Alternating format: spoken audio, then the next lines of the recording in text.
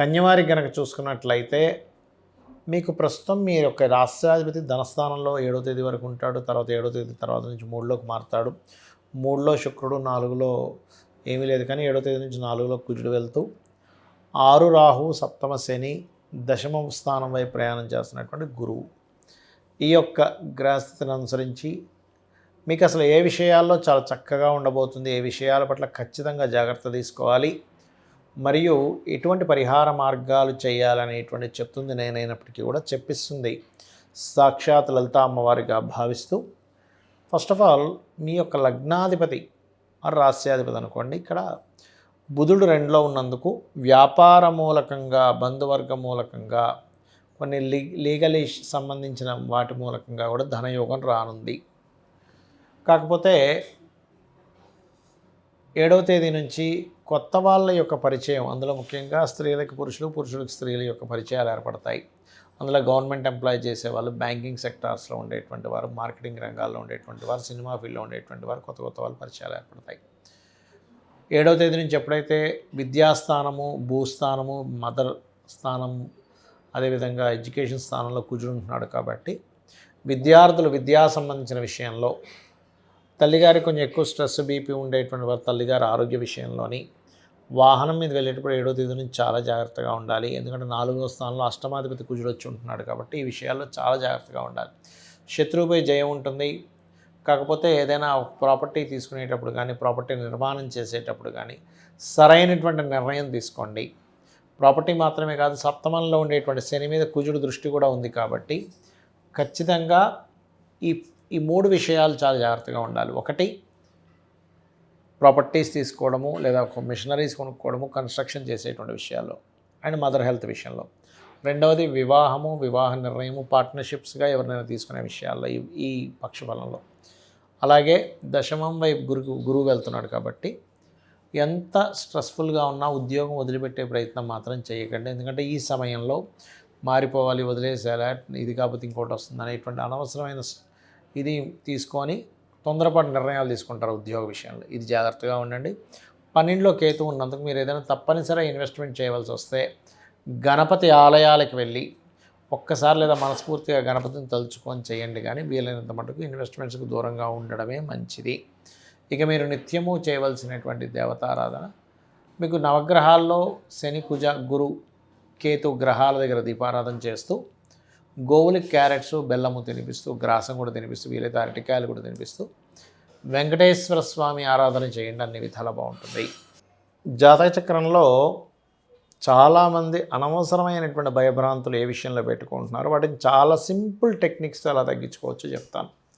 First of all myths అంటారు, అంటే అపోహలు.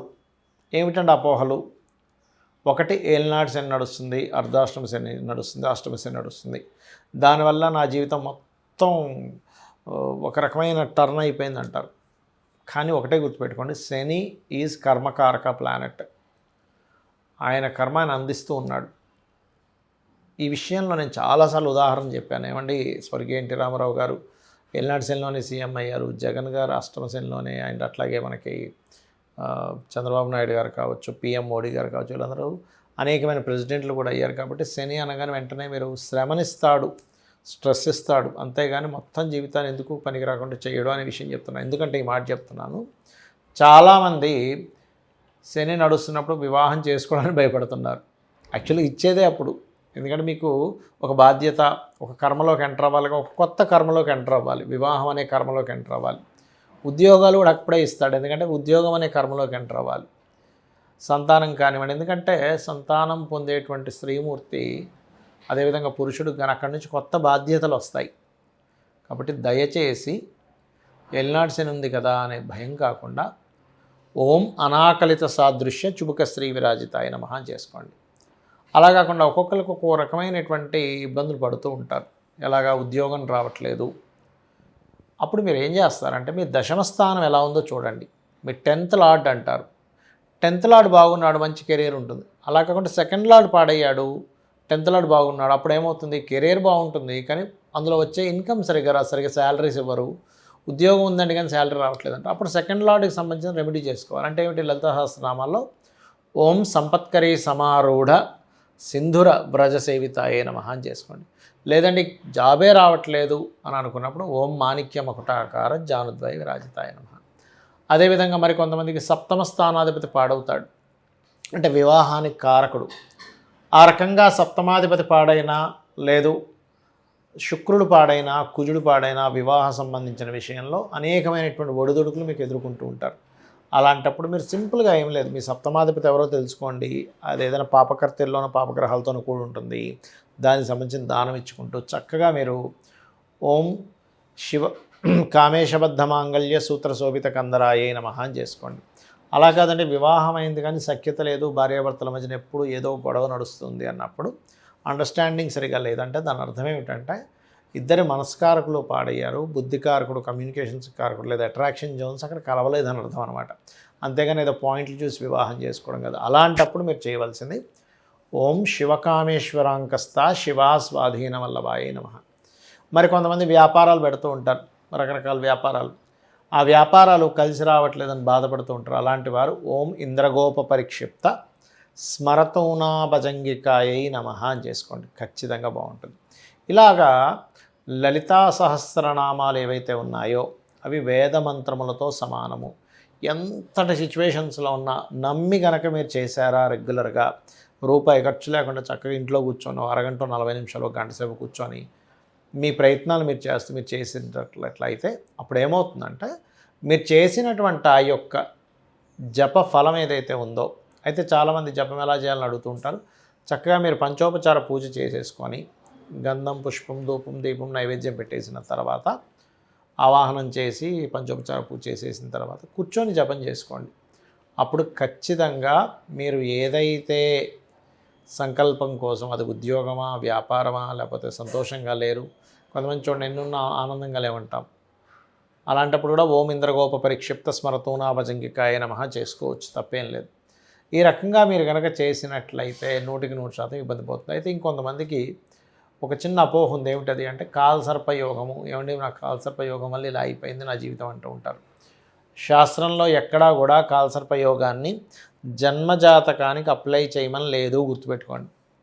అది కేవలం కాలంలో జరిగే అంశాలు. అంటే పలానా దగ్గర యుద్ధం జరిగింది, మనకి విపరీతమైన తుఫాన్లాగా వర్షాలు వచ్చాయి, కరోనా లాంటి వ్యాధులు వచ్చాయి, ఇటువంటి విషయాలకి సంబంధం ఉంటుంది, గుర్తుపెట్టుకోండి.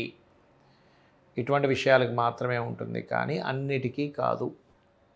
ఇది ప్రధానంగా మీరు జాగ్రత్త తీసుకోవాల్సిన అంశం. అదేవిధంగా మరొక విషయం ఏంటంటే, ఇక్కడ ఒకవేళ సరే మీకు అదే మనసులో లాగుతుంది, కాలసర్పయోగం వల్లే అవుతుందేమో అని సింపుల్ టెక్నిక్స్. నవగ్రహాల్లో రాహుకేతువుల దగ్గర దీపారాధన చేయండి, పాయింట్ నెంబర్ 1. రెండవది, మీకు రావి చెట్టు ఉంటుంది మనకి టెంపుల్స్లో, ఆ రావి చెట్టు దగ్గరికి వెళ్ళి అక్కడ మీరు ప్రదక్షిణం చేసి వాటి మీద సర్ప ప్రతిష్ఠ చేసినవి ఉంటాయి, వాటి మీద పసుపు కుంకుమ గంధం కలిపిన వాటర్ పట్టుకొని ప్రదక్షిణం చేసి వాటి మీద వెయ్యండి. 5 చేయొచ్చు, 3 చేయొచ్చు, 5 చేయొచ్చు, 9 చేయొచ్చు, 11 ప్రదక్షిణాలు కూడా చేయొచ్చు, లేదంటే 21, 41 కూడా చేయొచ్చు ప్రదక్షిణ. ఇన్నే చేయాలని భయపడకండి. అలాగే మీకు మరీ ఎక్కువగా లేదు, కొంతమందికి ఎంత చెప్పినా కూడా వాళ్ళకి మైండ్లో ఉండిపోతుంది, లేదండి నా కాలసర్పయోగం వల్లే నాకేం కలిసి రావట్లేదు అంటారు. అలాంటప్పుడు ఇంకా బెస్ట్ రెమెడీ కాళహస్తికి వెళ్ళిపోండి.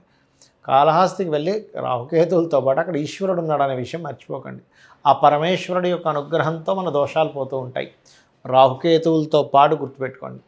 ఇలా చేయండి, ఖచ్చితంగా మీకు ఏదైతే దోషం ఉంటుందో పోతుంది. దీంతోపాటు ఫైనాన్షియల్గా ఎక్కువ ఇబ్బంది పడేటువంటి వారు ఇంట్లో తెలియకుండానే ఉత్తరంలో దోషం ఉంటుంది.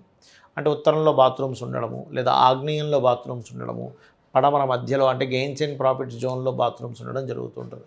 వీటి కారణం వల్ల కూడా మనం ఇబ్బంది పడుతుంటాం అనే విషయం తెలుసుకోవాలి. అలాంటి జాతకం బాగుంది కానీ ఎక్కడో మనకి రావాల్సినంత రావట్లేదు అంటూ ఉంటారు. కారణం ఏమిటి? వాస్తుదోషం ఉంటుంది. ఈ రకంగా వాస్తుదోషం లేకుండా ముఖ్యంగా ఉత్తరం వైట్ కలర్ ఉండేలా చూసుకోండి, ఆగ్నేయంలో గ్రీన్ కలర్ ఉండేలా చూసుకోండి. ఇవన్నీ కూడా వాస్తుపరంగా ఆ యొక్క జోన్స్ని బాగా అంటే ఎనర్జైజ్ చేస్తూ ఉంటాయి. శ్రీమాత్రే నమః.